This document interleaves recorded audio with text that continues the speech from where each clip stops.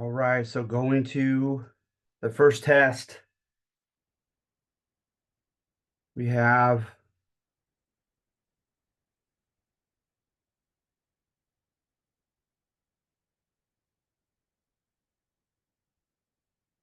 Monte Aldaba. Thank you. Thank you for showing up.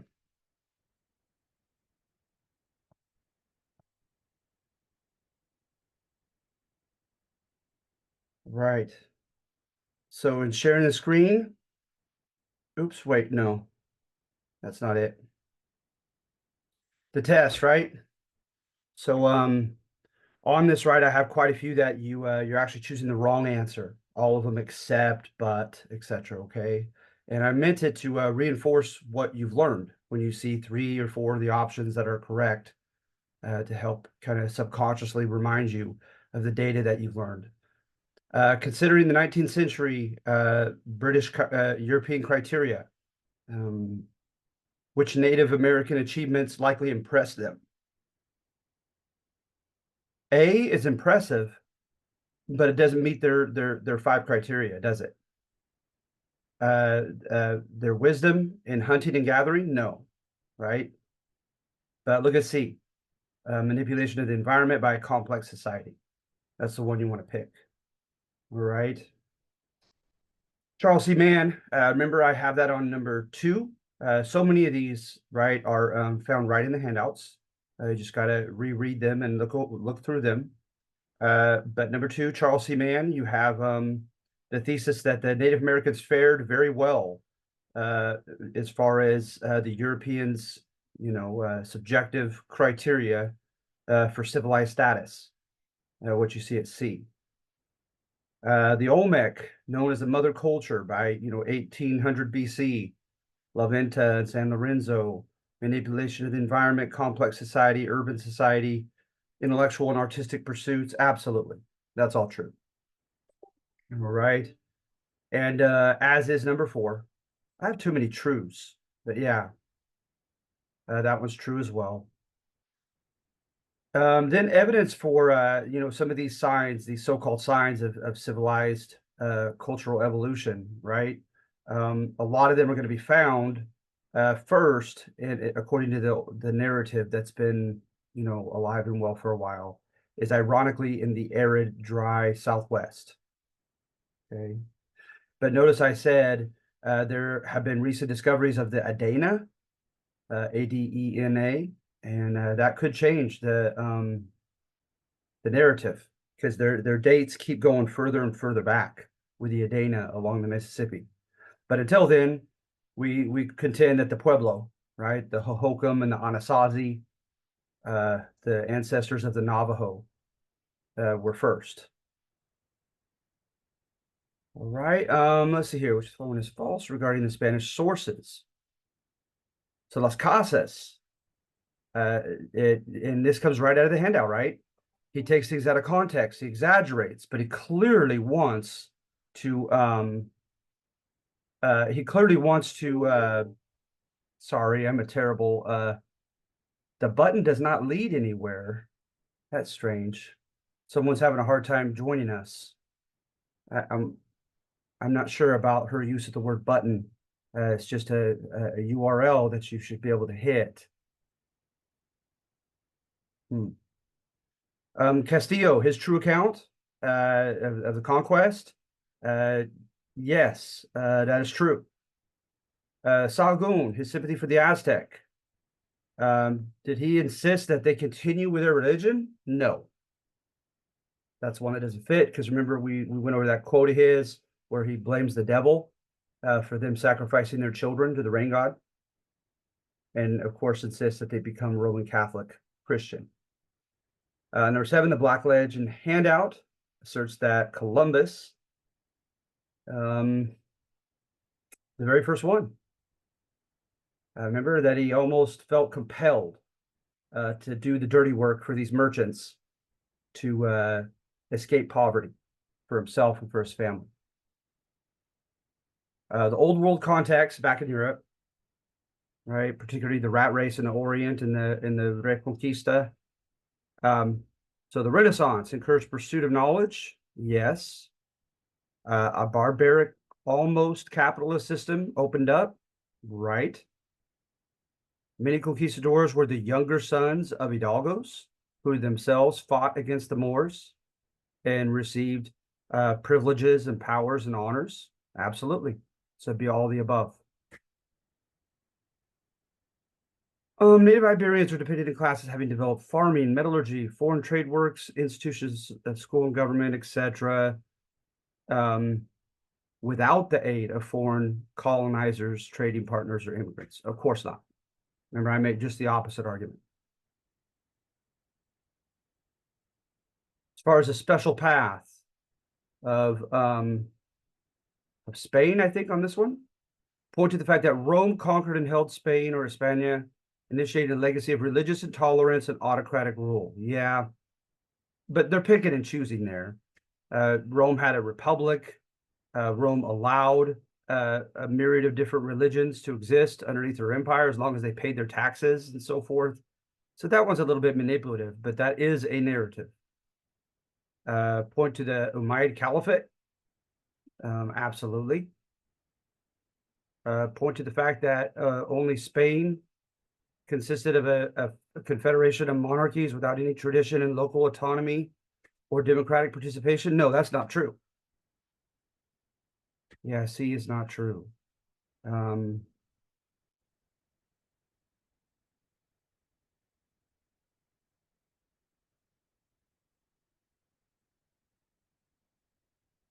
I have to change that because it's the one that's not true, but I didn't say not or accept. I apologize for that. I've already had 2 classes take test 1, so I'm just going to add 1 to their curve. That's a downright mistake on number 10. Which of the following colonial practices or institutions of the Spanish were deemed to be original? Rewarding military conquerors? No, Rome did that. Legally claiming others' lands as empty or virgin soil? No, that had been done.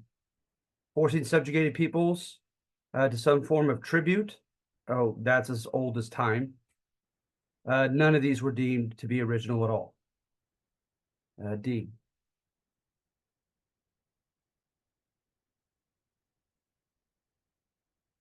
At number 12, what I intended to convey was C, right? That the Reconquista, absolutely, you can't ignore it as context to the Spanish conquest of the Americas. They brought some of that ethos, that holy war ethos across the Atlantic, no doubt. But I think sometimes it's exaggerated and simplified. Because after all, right, they were occupied by the Moors for over 700 years. They weren't fighting a holy war for 700 years. They had coexistence some of those centuries. All right. So then I have, let's see here, Las Casas, his brief relation, the history of the destruction of the Indies. Sympathized with natives, intended to sway the crown, to protect them, absolutely. Castillo's true history, simply vilified the Aztec and made heroes of the Spanish without any nuance? No, that's too far. It was complex in his famous work.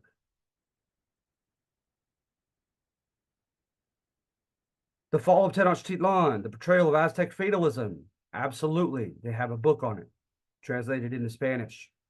A vilification of the Spanish as ungrateful, deceitful. Absolutely.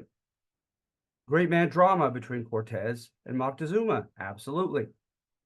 Systematic genocide attempts by Spain by way of spreading smallpox deliberately? No. I'm not sure about that one.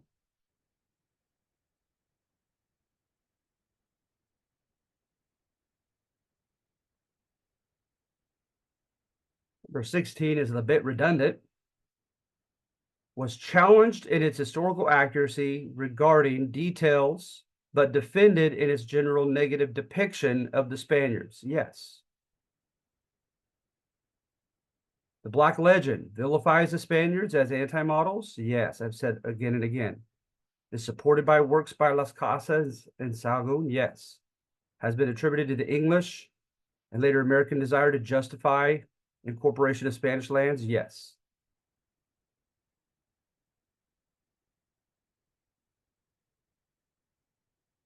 Because I have number 18 qualified as because it was challenged centuries later, that is true. Okay. Children of Coyote. No. Remember, I said that on the missions. Children of Coyote is it's inadvertent damage, right? Accidental damage in the California missions. When Jesus came, the corn mothers went away. Marxist depiction, absolutely. Coronado and Cabrillo tied to Spanish claims at the far west, absolutely. De Soto, that is true. Don Juan de Oñate warmly by historian Gutierrez, no way. All right. 24, court history of New England contends that the colonial settlers were progressive on account of literacy and democratic institutions. Absolutely. As for economic opportunities for the poor, politically unconnected mestizos, mulattoes, indios, they always had a chance to marry up or earn a gracias a sacar note, which is true. They had the military and church, which is true. And the consulados did not enforce their monopolies at the local market levels. They called it like allowing the poor peasants to have crumbs off the table.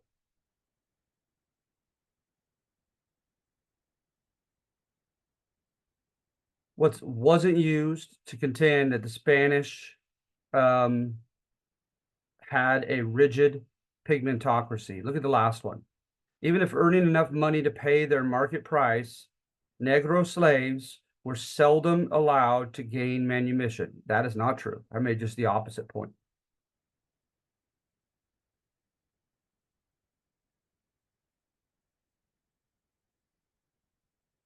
And same thing with 27, right? I made the opposite point of 27. 28, the Catholic Church could be depicted as institutionally strong in Latin America due to, but not limited to, the following: the Patronato, absolutely. The sole facilitator of education and credit, absolutely. So that is all true. And for the missions, right, I said all of the above. That was my thesis in the handout of the Black Legend.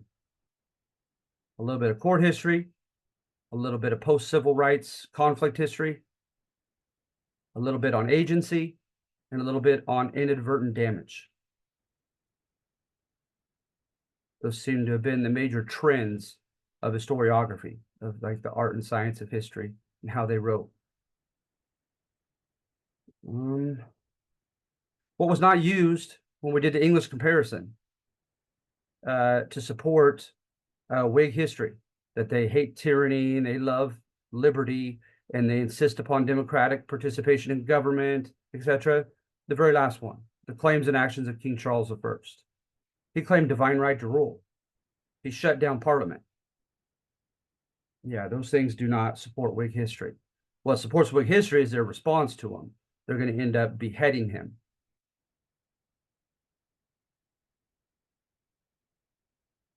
And number 31, take a look at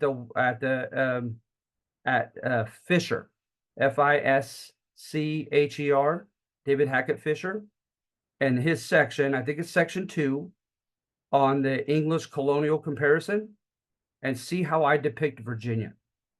I want to at least have a couple, like, make you guys look up, okay? But I'm doing this because it's the first test. I'd rather you just be sure that you learn and transition into my class. All right, which of the following is false regarding the alleged autocratic structure of the post-1502 Spanish Americas? Viceroys had the power of life and death, executive power, yes. Corregidores, veto power over the city councils. They came as unwanted royal officials for taxes and the repartimiento, the public works. No system of accountability existed? No, that's the one that's false. Remember, it's called the Juicio de Residencia, where they put you under house arrest and offer everybody underneath you the chance to bring forth any accusations against you for misrule. That's one that doesn't fit. What powers did the commoners have? It's kind of redundant. The right of civil disobedience. I obey, but I don't comply. Yeah. City councils, especially when they had open meetings. Local trade without the proper papers. We mentioned that. They have power to elect their own visitor general? No, not that far.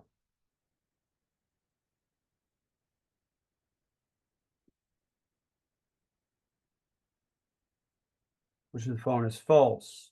English embrace. I'm going to let you guys do the last two, okay? Leave you just a few that you guys have to look up in the handouts. But when you're looking at the Puritans, the English, both those questions, right? English and slavery, you're going to find them in the English colonial comparison, those last two questions.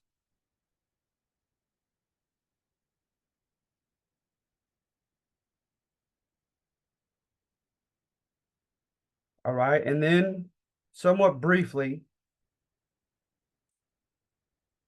because this will be due by the time we meet again.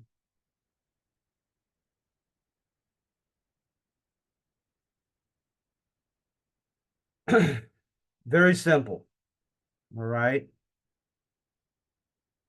I give an introduction on what is generally taught to be the context, the surrounding situation to the wars for independence.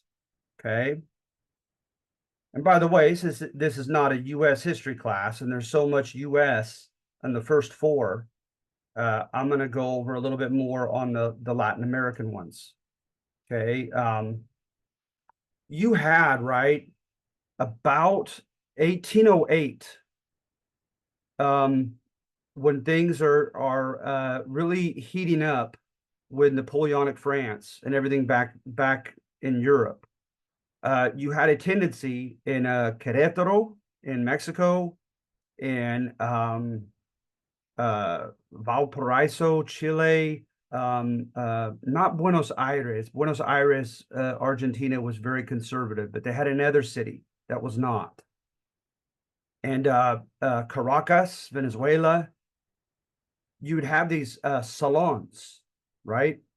And these well-to-do men and women would go and meet, and they would read these French Enlightenment works, and they would talk about them like a book club. But it was not as benign as a book club. They would talk about what is wrong with government, certain rights they should be entitled to that they don't presently have, etc. Some, like Francisco de Miranda, even traveled to France to join in the French Revolution, had done so prior to 1808. And then 1810, right?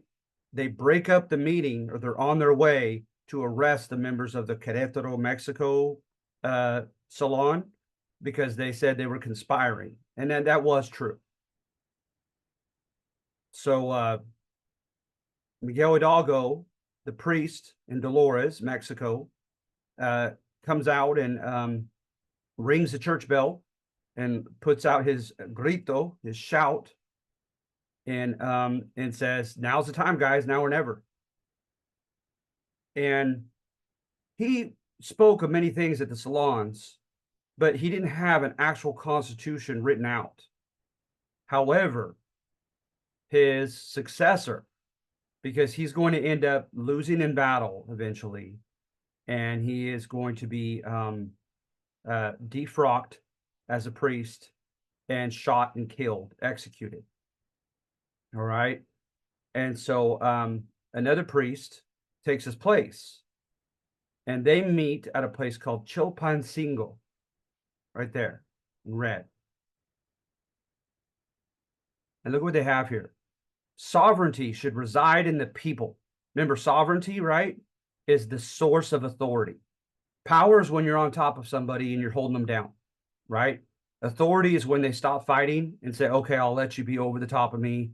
you could be my ruler, right? So sovereignty is the source of legitimacy of that authority, right? And so sovereignty resides in the people, popular sovereignty, and male suffrage should be universal.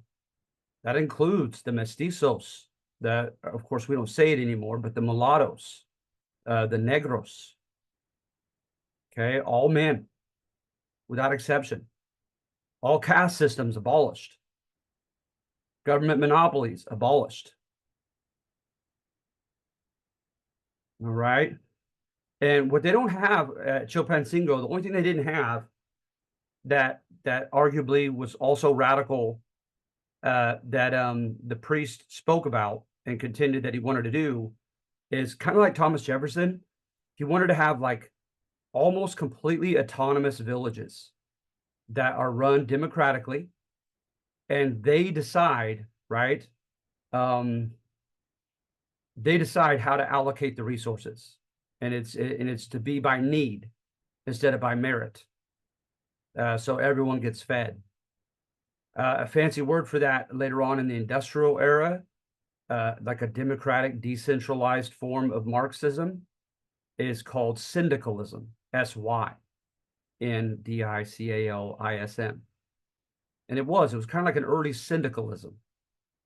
And the early intellectual that he was reading at his time that flirted with stuff before Karl Marx came about was Charles Fourier, Fourrer, or something like that.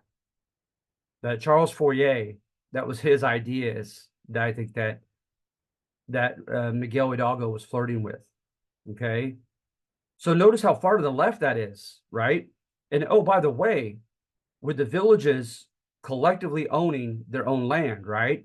That entailed confiscating it from the hacendado, from the rich guy who claims that land and makes all the indigenous people work as peones, right? As peons on his plantation, working off debt. So property redistribution, shared resources according to need, democratic government, sovereignty rests in the permission of the people. This is some pretty radical left stuff. Okay. And by the way, they declared an end, like Simon Bolivar in Southern California, Southern America, South America, from Venezuela. They declared an end to slavery. They declared an end to tribute forced upon natives. So pretty far to the left. And you can make the argument that no one went that far in the US. In the US, you had Thomas Jefferson on the left, right? And he, at the very most, he was for granting small freeholds to the poor whites, and taking it from the Native Americans, keeping the Native Americans marginalized, kicked in the corner, and left out. When push came to shove, Jefferson would not touch slavery, even though he wrote scathingly against it in his letters. He didn't have the guts to do it in person and to try to turn it into any kind of legislation. He sure as heck wasn't for giving up parts of Monticello to the poor, his own property, or any of the other founding fathers' property. And John Adams got him to admit that the democratic part of a republic was highly faulty, because the average person was uneducated and would make some foolish decisions. So you see what I'm saying is, in the US, the left didn't go that far to the left like they did down here. You had Antonio Nariño and de Miranda, and they were putting out pamphlets from the French Revolution and trying to inspire the people. And if you know, right, the French Revolution got very radical when the Jacobins took control.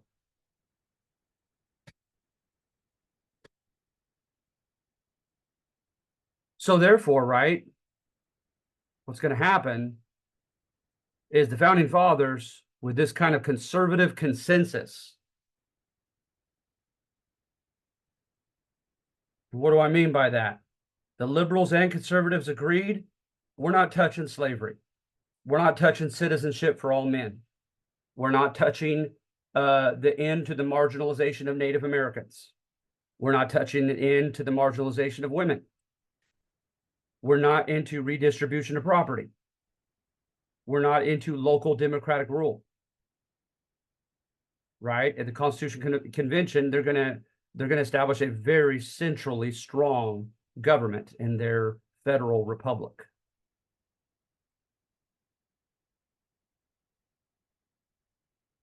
So hence, right, when someone on the left won, the people on the right knew it wasn't the end of the world because they knew their ideological gap was narrow. And vice versa, when someone on the right won in an election, the side of the left just patiently waited 4 years again because they knew it wasn't the end of the world. They weren't that different. In Latin America, on the other hand, right, you had people who wanted full citizenship for all men, no more slavery, no more tribute, citizenship also for Native Americans as well as for African Americans. Like I said, property redistribution, local democracy, kind of Marxism a little bit, sharing of resources. And then people on the right wanted an emperor. They wanted a landed aristocracy. Right? They wanted to maintain the power of the military and the Catholic Church and no separation of church and state. So when someone on the left or right won in Mexico and in these other countries, right, it did feel more like the end of the world. And of course, when John Adams, who was conservative, ran against Thomas Jefferson twice, they had that kind of rhetoric. They said, don't vote for John Adams. He's going to be a monarch. Don't vote for Jefferson. He's going to start beheading the rich, like in the French Revolution. But according to a historian, right, that is simply hyperbole. That was strategic exaggeration to scare voters away from voting for the other guy. But they knew deep down they were not that radically different.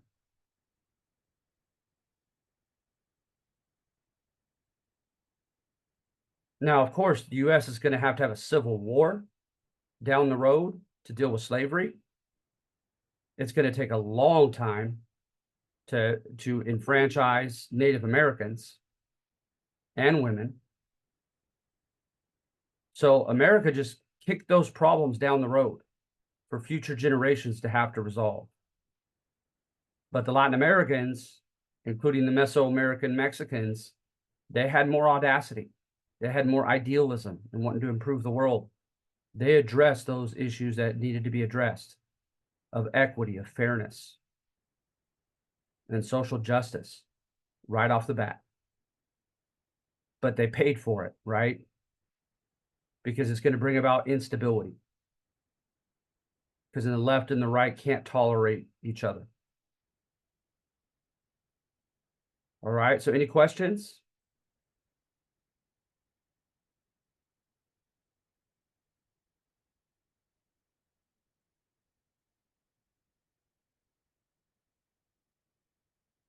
Oh, thank you. Yeah, you know what? I see 7 participants and I only have 1 name so far. So yeah, let me get your names down, okay? Make sure that you're here, that I have you down as here. All right.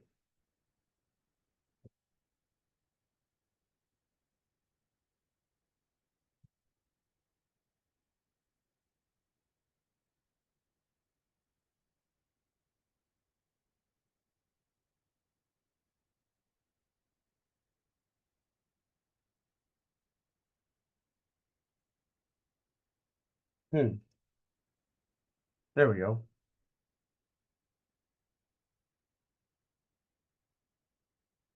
All right, give me just a second, okay? Sorry. Want to make sure you get your credit. So does anybody have any questions on the argument that I'm trying to convey here on the assignment just after this test? By all means, always feel free to unmute yourself and ask, okay? I not only have no problem with that, I like that.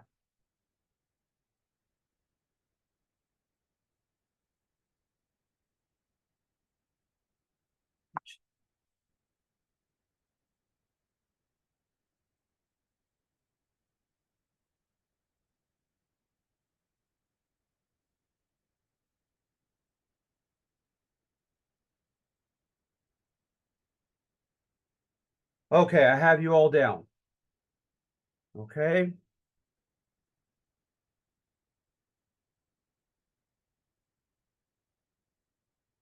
Okay.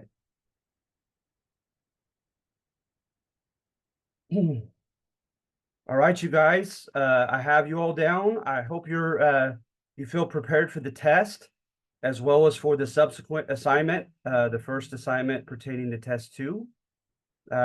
Once again, last minute, if you have any questions, any comments, please ask me.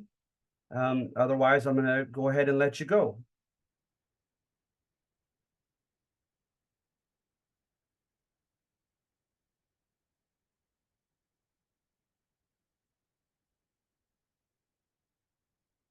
All right. Okay, well, thank you. Thank you for yeah, that's a good question, Bella. I will be on that soon, okay? I promise, hon. Yeah. Oh, thank you, Angeles. Thank you. All right. Thank you. I appreciate you guys. Thank you for coming and showing up, and I hope I helped. All right. Thank you. You guys have a good day, okay?